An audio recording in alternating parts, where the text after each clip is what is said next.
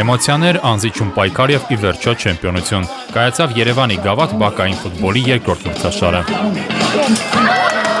Մասնակցեցին 12 վարչական շրջանների, մինչև 12 եւ 15 տարեկանների չեմպիոնները։ Ֆուտբոլը սկսվում է փողոցից։ Դա միշտ եղել է ու միշտ կմնա, ու հենց ստեղից սկսում են ապագա չեմպիոնները, ապագա մեր հավաքականի ֆուտբոլիստները։ Այս աշխուժությունը, այս երեխեքի իրար հետ կոնտակտները, իրանք խոսում են, շփվում են, ծանոթանում են։ Երեխեք կան, որ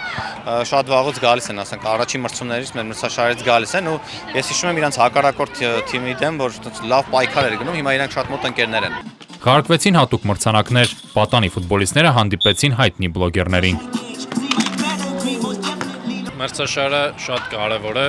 ու հիմա երեխաների այն մտածելակերպի մեջ մանրից sense մտնում է, որ պետք է ինքնակազմակերպվել եւ չմոռանալ բակային ֆուտբոլի մասին։ Անընդհատ խաղալ, անընդհատ զարգանալ։ 4 րոպեանոց 2 խաղակես, 3-ը 3-ի դիմաց։ Ոչ հոգիի դեպքում լրացուցիչ ժամանակ 1-ը 1-ի դեմ մինչև ոսկե գնդակը։ Ապագա ֆուտբոլիստները պայքարեցին մինչև վերջին վայրկյանը։ Մեզ համար կապ չունի, որ ում դեմ ենք խաղում, իրանք մեզից ֆիզիկականով ուժեղ են թե չէ, բայց մենք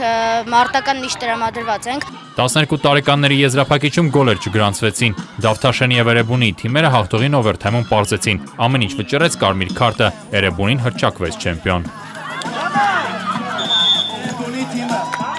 Մինչև 15 տարեկանների ճակատամարտի հիմնական ժամանակը ավարտվեց գոլարած ոչ հոգիով։ Կենտրոնի եւ Աչափնյակի թիմերի խաղը նույնպես տեղափոխվեց լրացուցիչ ժամանակ։ Աչափնյակին հաղթանակ պարգևեց Ռուբեն Մաթեոսյանը։ Շատ տպավորիչ եզրափակիչ էր, շատ հարգում ենք մրցակցին, որտեղ 2 տարի փոքր են մեզնից, բայց մեզ հավասար ֆուտբոլ խաղացին։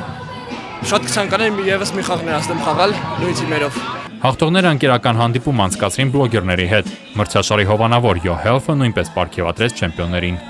Հարություն Հակոբյան, Էդվարդ Մինասյան, Fast News։